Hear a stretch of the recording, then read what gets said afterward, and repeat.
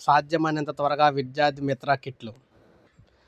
So, మొత్తంగా చూసుకున్నట్లయితే doctor Sarvepalli Radhakrishnan విద్యార్థి మిత్ర కిట్ల పంపిణీని కూటమి ప్రభుత్వం నిలిపివేసిందని, పేద విద్యార్థులకు ఈ ఏడాది యూనిఫాము, బూట్లు, బ్యాగులు, పాఠ్యపుస్తకాలు ఇవ్వట్లేదంటూ సామాజిక మాధ్యమాల్లో వైకాపా చేస్తున్న ప్రచారం అవాస్తవమని మంత్రి నారా లోకేష్ అన్నారు.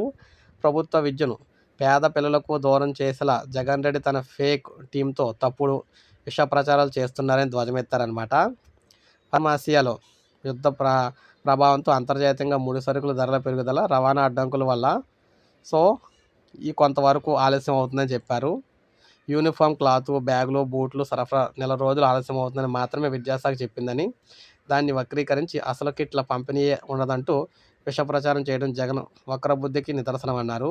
ప్రభుత్వ పాఠశాల పునఃప్రారంభమయ్యే జూన్ 12 నాటికి విద్యార్థులందరికీ పాఠ్య పుస్తకాలు, నోట్ పుస్తకాలు ఖచ్చితంగా అందుతాయి.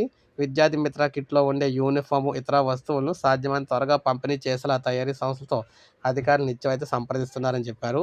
సో, లోకేష్ అయితే తెలియజేశారన్నమాట. ఎట్టి పరిస్థితుల్లో సాధ్యమైనంత త్వరలో విద్యార్థులకు సర్వేపల్లి రాధాకృష్ణ విద్యామిత్ర కిట్లు పంపిణీ అయితే ఉంటుందని తెలియజేశారన్నమాట. సో, ఇది మనకు అప్డేట్. ఒక లైక్ చేయండి, సబ్స్క్రైబ్ చేసుకోండి, మన ఛానల్ సబ్స్క్రైబ్ చేసుకోండి.